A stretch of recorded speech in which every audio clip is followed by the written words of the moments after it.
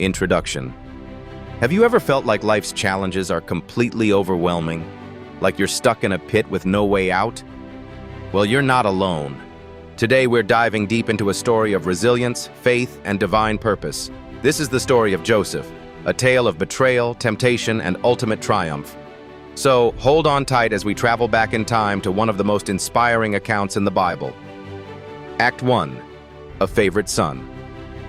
Our story begins in Canaan, where a young boy named Joseph lives with his family. Joseph is one of 12 brothers and is the son of Jacob, also known as Israel. Now, Jacob loved Joseph more than any of his other children because he was born in Jacob's old age to Rachel, the woman he deeply loved. To show his special affection, Jacob gifted Joseph a beautiful coat of many colors, a garment so extravagant that it dripped with favoritism. But this act of love from their father didn't sit well with Joseph's brothers.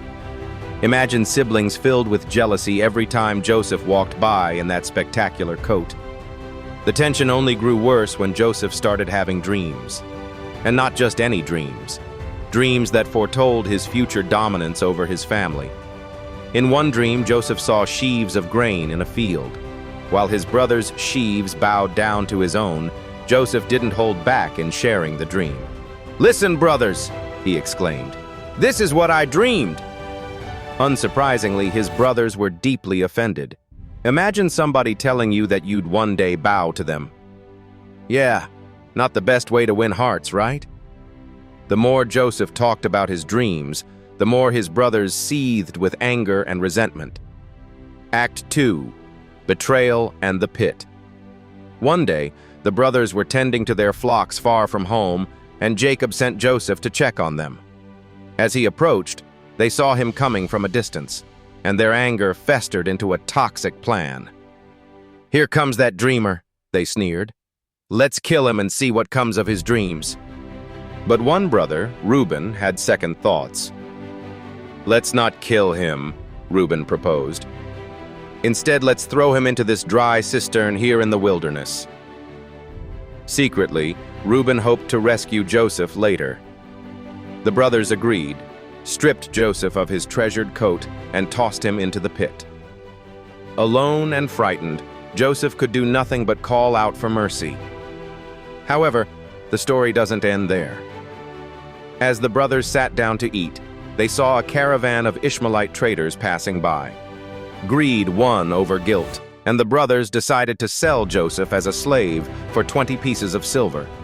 To cover their tracks, they dipped Joseph's beautiful coat in goat's blood and told their father, Jacob, that his beloved son had been devoured by a wild animal. Jacob wept bitterly, mourning the loss of his son. Act 3. From slavery to temptation. Joseph was taken to Egypt and sold to Potiphar, an officer of Pharaoh. Despite all he had endured, Joseph remained faithful to God. And here's where things start to shift for him. Everything Joseph touched seemed to prosper. Potiphar noticed and placed Joseph in charge of his entire household. Can you imagine rising in the ranks after being sold as a slave? That takes some serious divine intervention. But challenges were far from over. Potiphar's wife found Joseph attractive and tried to seduce him. Day after day, she tried to lure him into wrongdoing. But Joseph, a man of integrity, refused. "How could I do such a wicked thing and sin against God?" he said. Rejection never feels good, and Potiphar's wife was not pleased. In her anger, she falsely accused Joseph of assault. And the result? Joseph found himself thrown into prison. But even in prison, God was with Joseph. The prison warden quickly noticed Joseph's trustworthy character and put him in charge of all the other prisoners. Act 4. Dreams and Destinies. While in prison, Joseph encountered two of Pharaoh's former servants, a cupbearer and a baker, who had been imprisoned for offending their master. Both had troubling dreams they couldn't understand. Joseph, gifted by God to interpret dreams, offered to help. The cupbearer dreamed of a vine with 3 branches bursting with ripe grapes.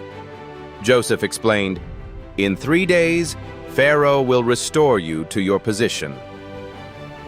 The baker's dream, however, revealed a darker fate. He saw baskets of bread on his head, with birds eating from them. Joseph hesitated but explained, "In 3 days, Pharaoh will execute you."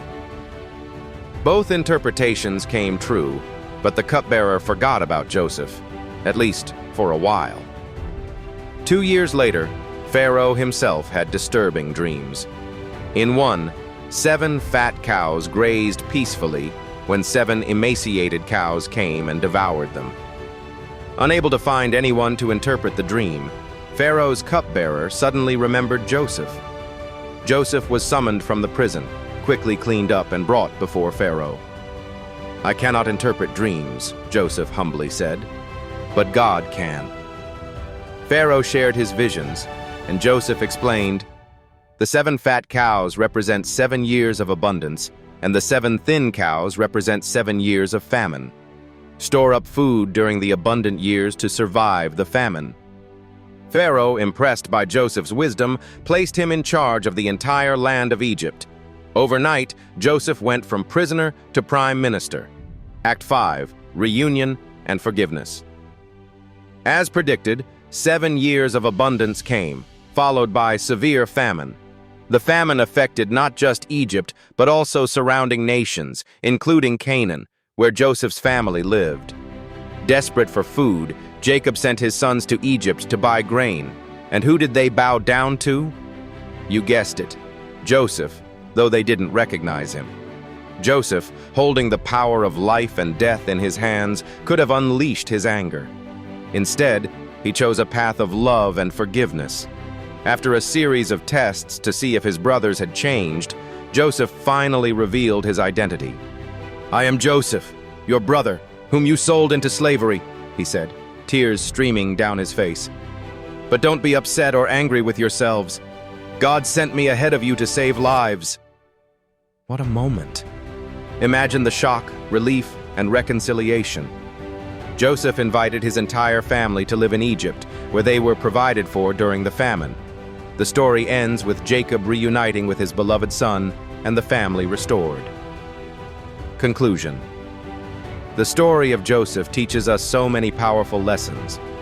Even when life throws us into pits of despair, even when we face betrayal or injustice, we're reminded that God has a plan for us. Joseph's journey from the pit to the palace is a testament to resilience, faith, and divine timing. What's your favorite lesson from Joseph's story? Comment below and share your thoughts. Thank you for watching. Don't forget to like, share, and subscribe for more inspiring stories from the Bible. See you in the next episode. #Bible, #Jesus, #God, #Jews, Christian, Christianity, faith.